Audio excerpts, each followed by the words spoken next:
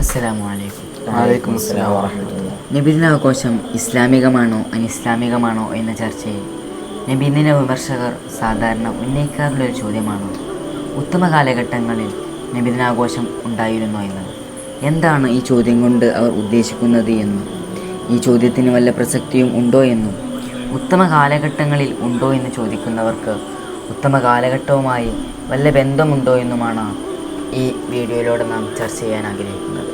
ഖൈറുന്നാസി ഖർനി സുമ്മല്ലദീന യലൂനഹും സുമ്മല്ലദീന യലൂനഹും എന്ന ഇമാം ബുഖാരിയും മുസ്ലിമും റിപ്പോർട്ട് ചെയ്ത ഹദീസിന് ഏറ്റവും ഉത്തമമായ കാലഘട്ടം സ്വഹാബത്തിൻ്റെ കാലഘട്ടവും ശേഷം താബിഈങ്ങളുടെ കാലഘട്ടവും ശേഷം തബഉ താബിഈങ്ങളുടെ കാലഘട്ടവുമാണ് എന്നാണ് ഇമാം നവവി ശറഹ് മുസ്ലിമിൽ കൊടുക്കുന്ന വിവക്ഷ. ഈ ഹദീസിൻ്റെ അടിസ്ഥാനത്തിലാണ് ഉത്തമ കാലഘട്ടം എന്ന ചർച്ച ആരംഭിക്കുന്നത്. എന്തുകൊണ്ടാണ് നബി സല്ലല്ലാഹു അലൈഹി വസല്ലമ തങ്ങൾ ഈ 3 കാലഘട്ടങ്ങൾക്ക് ഉത്തമ കാലഘട്ടം എന്ന് ഒരു വിശേഷണം നൽകുന്നത്? നമ്മളതിലേക്ക് കൂടുതലായി ഇറങ്ങിച്ചെല്ലുമ്പോൾ നമുക്ക് കാണാൻ സാധിക്കും. ആ ഹദീസിൻ്റെ ബാക്കിയായിട്ട് തന്നെ ഉണ്ട്.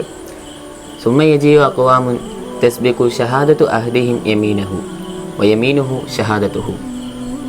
കള്ളസാക്ഷ്യങ്ങളും കള്ളസത്യങ്ങളും വർദ്ധിക്കുന്നൊരു കാലഘട്ടമാണ് ഈ 3 കാലഘട്ടങ്ങൾക്ക് ശേഷം വരാനുള്ളത് എന്നാണ് നബി സല്ലല്ലാഹു അലൈഹി വസല്ലമ തങ്ങൾ ആ ഒരു ഹദീസ് കൊണ്ട് സൂചിപ്പിക്കുന്നത്.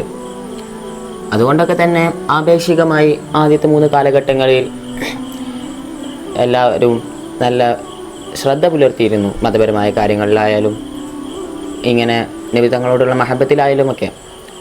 പക്ഷേ അതിനുശേഷം വരുന്ന കാലഘട്ടം നമ്മൾ നോക്കിയാൽ തന്നെ നമുക്ക് മനസ്സിലാകും. അതായത് ശ്രദ്ധ കുറയുകയും ഈ സൂക്ഷ്മത പുലർത്താതെ വരുന്നതുമൊക്കെ. അങ്ങനെയൊക്കെ ആണെങ്കിൽ തന്നെ അവർ ചെയ്തത് മാത്രമേ, അതായത് ഉത്തമ കാലഘട്ടത്തിൽ ചെയ്തത് മാത്രമേ ഇസ്ലാമിലുള്ളൂ എന്നും ബാക്കിയുള്ളതെല്ലാം അനിസ്ലാമികമാണെന്ന് പറയാൻ ഇവർക്ക് എന്താ അർഹതയുള്ളതെന്ന് മനസ്സിലാകുന്നില്ല. മാത്രമല്ല, അന്ന് ഉത്തമ കാലഘട്ടത്തിൽ ചെയ്ത പല കാര്യങ്ങളും ഇവർ ചെയ്യുന്നില്ല. ജുമുഅ 2 ബാങ്ക് ഉണ്ടായിരുന്നു, അത് ഇവർ വിളിക്കുന്നില്ല. അതേപോലെ തന്നെ ഖുതുബ അറബി ഭാഷയിലായിരുന്നു, അത് ഇവർ മലയാളത്തിലാക്കി. പിന്നെ ഖബർ സിയാറത്ത് നടന്നിരുന്നു, അത് ഇവർ പ്രോത്സാഹിപ്പിക്കുന്നില്ല. പിന്നെ അന്ന് നടക്കാത്തൊരു കാര്യമെന്ന് പറഞ്ഞാൽ സ്ത്രീകളെ ജമാഅത്തിന് കൊണ്ടുപോകുന്നത്. അത് ഇവർ എന്താക്കി, സ്ത്രീകളെ ഇപ്പോൾ ജമാഅത്തിന് കൊണ്ടുപോകുന്നത് വരെ ചെയ്യുന്നു. ഇങ്ങനെയൊക്കെ ചെയ്തിട്ടും അവർക്ക് നബിദിനാഘോഷം ഉത്തമ നൂറ്റാണ്ടിൽ ഉണ്ടോ എന്ന് ചോദിക്കാൻ എന്ത് അർഹതയാണ് ഉള്ളത് എന്ന് നമുക്ക് മനസ്സിലാകുന്നില്ല. അതെ, വളരെ പ്രധാനപ്പെട്ടൊരു വിഷയമാണത്. ഉത്തമ കാലഘട്ടങ്ങളിലെ പണ്ഡിതന്മാർ ചെയ്യാത്ത ഒരുപാട് കാര്യങ്ങൾ ചെയ്യുന്നവരാണ് ഉത്തമ കാലഘട്ടങ്ങളിൽ നബിദിനാഘോഷം ഉണ്ടോ എന്ന് ചോദിക്കുന്നത്.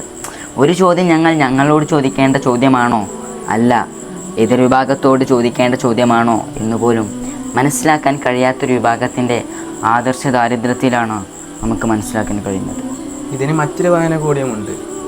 ഉത്തമ കാലഘട്ടത്തിൽ ഉണ്ടോ എന്ന് ചോദിക്കുന്നത് ഉണ്ടെങ്കിൽ ചെയ്യാമെന്ന അർത്ഥത്തിലാണ്. എങ്കിൽ എന്തൊക്കെ ഇവർ ചെയ്യണം? ജുമാ ഖുതുബ അറബി ഭാഷയിലായിരിക്കണം. അതുപോലെ ജുമയിൽ 2 ബാങ്ക് നിർവഹിക്കണം. തവസ്സുൽ ഇസ്തിഗാസ അംഗീകരിക്കണം. ഖബർ സിയാറത്തിനെ പ്രോത്സാഹിപ്പിക്കണം. സ്ത്രീകളെ ജമാഅത്തിന് പള്ളി കയറ്റുന്നത് നിരോധിക്കണം. കാരണം ഇവയെല്ലാം ഉത്തമ കാലഘട്ടത്തിൽ വിപുലമായി നടന്ന മതകാര്യങ്ങളാണ്. അതുകൊണ്ട് തന്നെ ഉത്തമ കാലഘട്ടത്തിൽ നബിദിനാഘോഷം ഉണ്ടോ എന്ന് ചോദിക്കുന്നവർക്ക് ഉത്തമ കാലഘട്ടവുമായി യാതൊരു ബന്ധവുമില്ല എന്ന അർത്ഥത്തിലേക്കാണ് എത്തിക്കുന്നത്. അതെ, ഇനിയിപ്പോൾ ഉത്തമ നൂറ്റാണ്ടിൽ നാം ഇന്ന് നടത്തി കൊണ്ടുവരുന്ന നബിദിനാഘോഷം വിപുലമായിട്ട് തന്നെ അന്ന് ഉണ്ടായിരുന്നു എന്ന് തന്നെ വിചാരിക്കാം. അവർ അത് ചെയ്യുമെന്ന് എന്തുറപ്പാണുള്ളത്? കാരണം നമ്മൾ ഈ ചർച്ചയിൽ സൂചിപ്പിച്ചതുപോലെ കുറേ കാര്യങ്ങൾ അവർ ചെയ്യുന്നില്ല. ഉത്തമ നൂറ്റാണ്ടിലുണ്ടായിരുന്ന കുറേ കാര്യങ്ങൾ അവർ ചെയ്യുന്നു. അപ്പോൾ ഇതുകൊണ്ടൊക്കെ നമുക്ക് മനസ്സിലാകുന്നത് അവർക്ക് ഇങ്ങനെ ഒരു ചോദ്യം ചോദിക്കാൻ യാതൊരു അർഹതയുമില്ല എന്നാണ്. പിന്നെ അവർ ഈ ചോദ്യം കൊണ്ട് ഉദ്ദേശിക്കുന്നത് എന്താണെന്ന് നമുക്ക് മനസ്സിലാകുന്നത് ജനങ്ങളുടെ മനസ്സിൽ നബിതങ്ങളുടെ മഹബത്ത് കുറയ്ക്കുക, അതേപോലെ തന്നെ അങ്ങനെ ഒരു ആഘോഷം നടത്താൻ പറ്റുമോ എന്ന് വസ്വാസ ജൽപ്പിക്കുക, സംശയം ജൽപ്പിക്കുക, ഇങ്ങനെ തുടങ്ങി പല കാര്യങ്ങളാണ് അവർ ഈ ചോദ്യം കൊണ്ട് ഉദ്ദേശിക്കുന്നതെന്ന് നമുക്ക് ഇതിലൂടെ മനസ്സിലാക്കാം.